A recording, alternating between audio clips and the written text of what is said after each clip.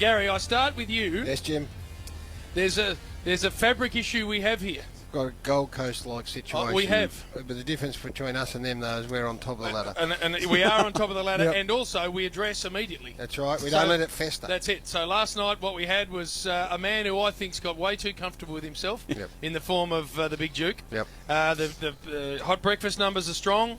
So he's on top of the ground at the moment. Thanks to Ed and Mick. That's it, and he's doing nice business on a Saturday night. Wandered into the calling area as well as special comments. He's claiming Luke Beveridge as being the coaching selection of the decade. So all of this caused him to misinterpret the traffic in this magnificent city to the point where he was 45 minutes late to the rub last night. Which coincided with our best 45 minutes. So there's an example there of a person who got it horribly wrong. Yep. So then we get here today. And we're here at 11. MCG, get ready for Carlton and Adelaide Crows. Quarter to 11, in fact.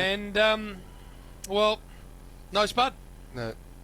Now, this is what disappoints me. Wrong venue, Spud. This is a man Hang who has today gone to print about his own career and how he likes to roll. We did notice that. And how disciplined he was, and how you got to get everything right, and how you got to, make sure you cross the T's and dot the I's. So I'm reading this, I'm thinking that I said that's my man. That's how he was. We go way back, and that's exactly what. Right. So when we get here today, and I'm looking for a chop out, I've got questions I want to bounce off him about the game last night. And preparation. Nowhere. No. Nowhere to be seen. Etihad, Spud. Etihad today, on a day where the MCG's at its absolute finest. Spud's wandered into Etihad and thought, not much of a crowd. Johnny Barker. Because we're honest. Yeah, we're honest here. We got a pre-record with Johnny Barker. That's it. Because we couldn't get him during the game, during the I actual was there time. at 20 to 12. Johnny says during the interview, like before we start, everything going all right up there? We go, yeah, no, mate, we're going okay. We tried to sort of wallpaper over the cracks. At the end of it, we sign off with Johnny. He goes, thanks very much for that, mate. He goes, gee, Spud's questioning was ferocious. Actually, not here, Bucks. We got to be honest. So, Gary, I ask you, before you speak, Spud, I ask you, Gary. I hope that's Divine Strike. The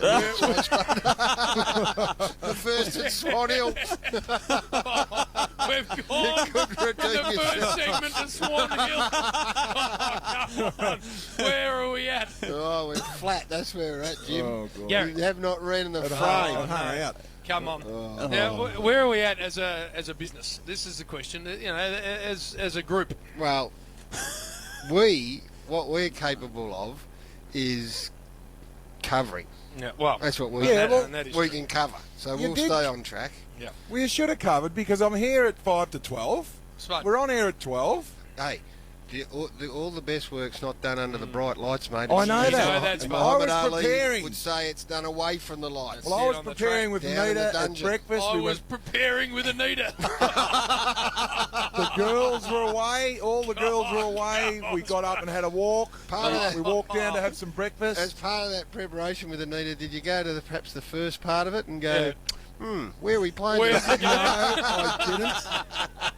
I was talking about the ratings and how we smashed them, and we were talking about what a great night it was Thursday night when Plugger was inducted as a legend, and I just subconsciously drove to Etihad, and I didn't look at the venue because I just assumed it was a Carlton home game, which is their ground is Etihad, and I thought, what in the hell?